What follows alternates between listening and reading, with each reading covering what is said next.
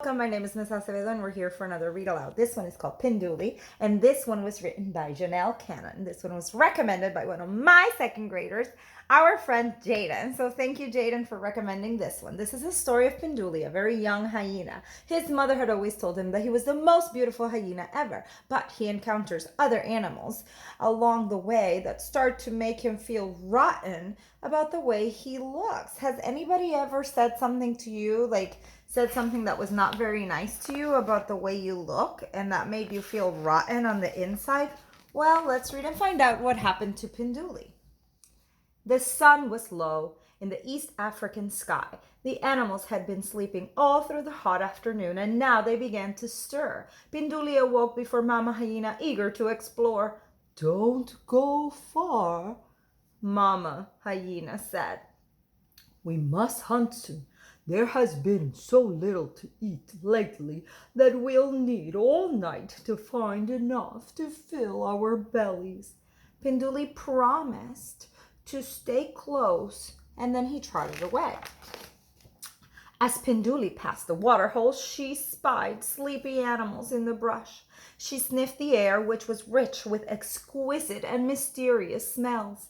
But something was not so exquisite or mysterious. It was the smell of dogs, of wild dogs. That can be dangerous for many animals. Pinduli's sharp ears picked up the soft pounding of pads on the dirt. She spotted a pack of wild dogs at play on a faraway ridge, and then she noticed that they saw her. The leader dashed towards Pinduli. The others trailed behind and yelled, "Watch out, dog! It's a hyena!" "Just a shrimpy one," Dog scoffed, coming closer. "If it didn't have all that stripy fur,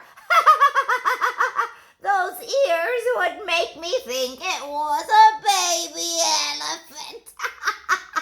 The pack erupted into wheezing laughter and galloped away. Their tongues were lolling, so they were making fun of Pinduli's ears, saying that they were so big they would think he was like an elephant. So they started teasing him about his ears, or teasing her about her ears.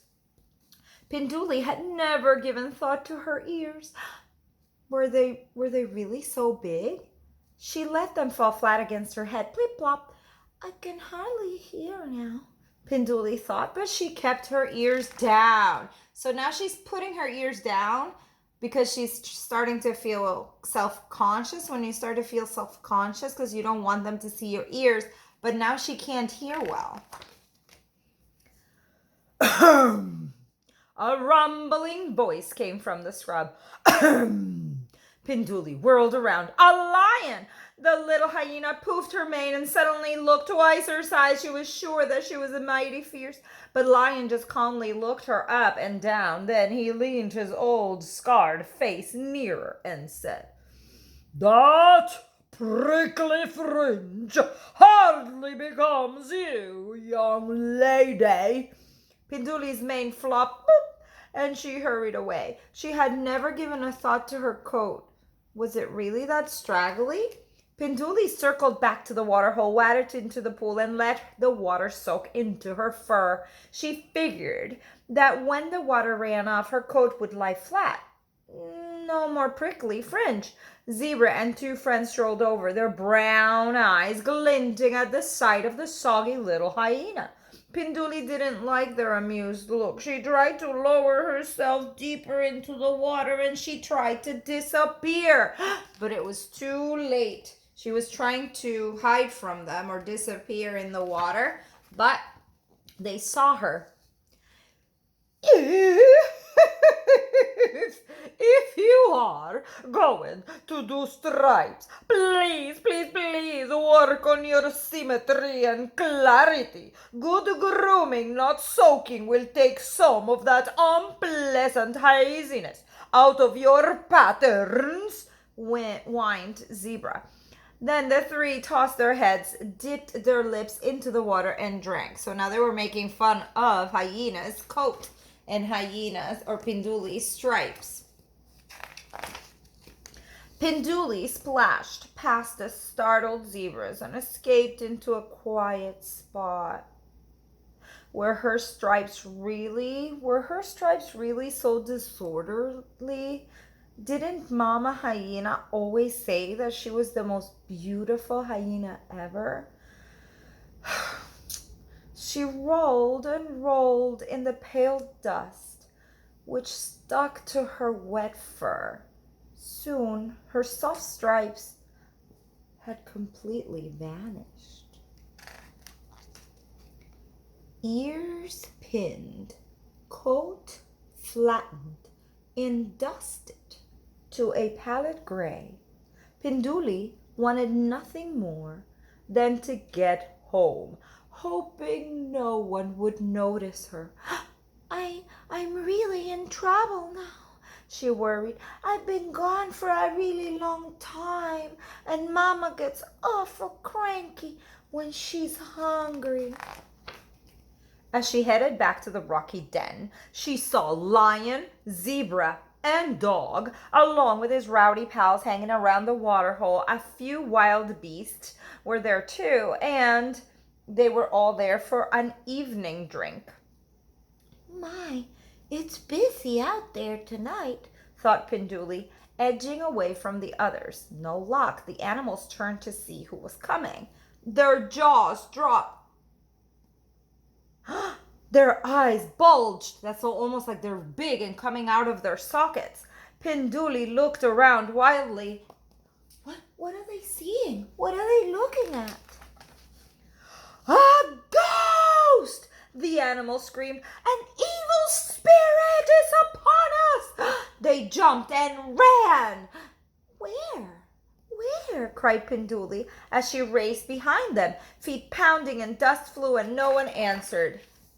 The terrified crowd tore through the thorny brush, over craggy stone, and horrified, they found themselves at the end in a small canyon. They screeched to a halt, huddling closely as they turned to face their worst fears. Look, this is what they're looking at. They're looking at Pinduli. Dog was the first one to speak.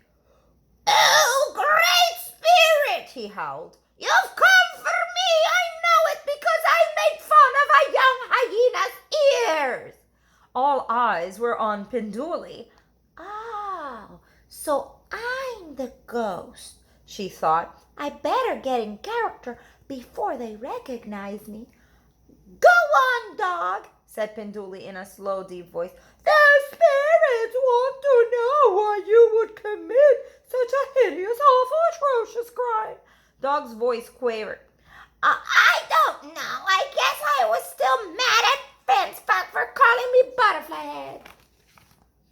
Lion joined in. Please spare us your wrath. I too have spread discord by insulting a young hyena's mane, but Vulture called my own mane a mange. Pinduli nodded sagely. Zebra stomped her hoof. Owl told me that my stripes were garish.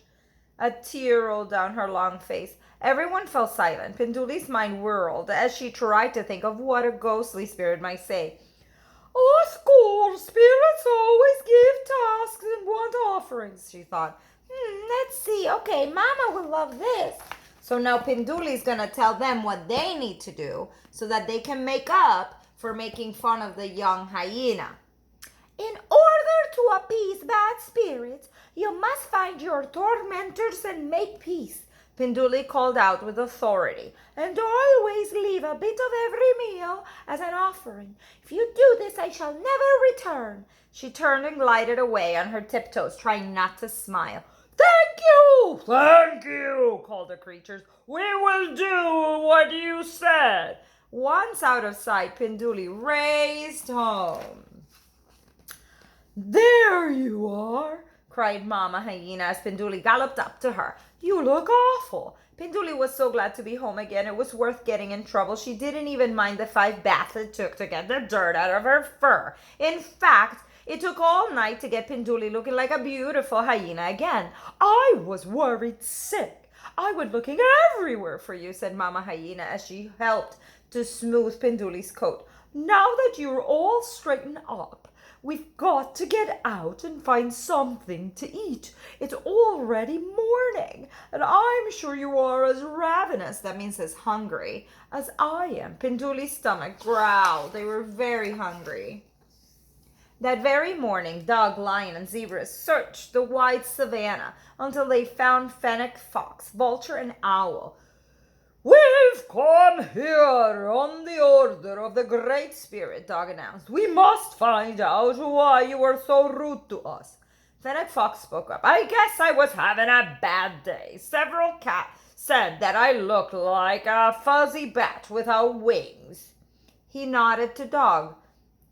Your ears really are not so bad. Vulture ducked his bald head. Marabou stork called me a moonscape, so I got mad and I made fun of Lion. So one animal made fun of another, and then that animal got mad and made fun of the other, and they could every time they felt bad, it was like a chain reaction. They kind of passed it along. Oh, somebody made fun of me, so now I'm going to make fun of somebody else. And then everybody started to feel rotten. Owl moaned. Odd, said my feathery stripes looked more like scribbles. Let's go and find those three and get to the bottom of this, said Dog. So they all went searching for all the animals that started making fun of each other. The oddball crowd went searching and found serval, marabou, and adder. We've come here on the order of the Great Spirit, they declared. Am I in trouble for laughing at owl stripes? Hissed adder. Miss Zebra, do you remember when I said your stripes were dull? Mumbled Zebra. Marabou stepped forward on his stilt-like legs. Lion told me that the glare of the sun on my head hurts his eyes. Sorry, grumbled the big bald cat. Then Dog blurted, Oh dear, Serval, please forgive me. Serval's amber eyes squinted at Dog. You mean for the time you said that the wind might pick me up by my giant ears and blow me away? Yup, Dog yipped. Who am I to be talking about ears? He pranced about, flopping his big ears like the wings of a butterfly. Serval burst out laughing, and everyone, including Dog, joined in. From that day on, things began to change for Pinduli and her mother. Instead of spending hours hungrily scrounging for meals, they found delicious treats everywhere. Look again! Eggs, fish, fruit! It's a miracle! Exclaimed Mama. As Pinduli tasted the sweet berries, she said, The Great Spirit must be smiling upon us. Mama Hyena looked at her grinning daughter. Wait a minute, did you have something to do with this? Laughing and feasting, Pinduli told the whole story to Mama.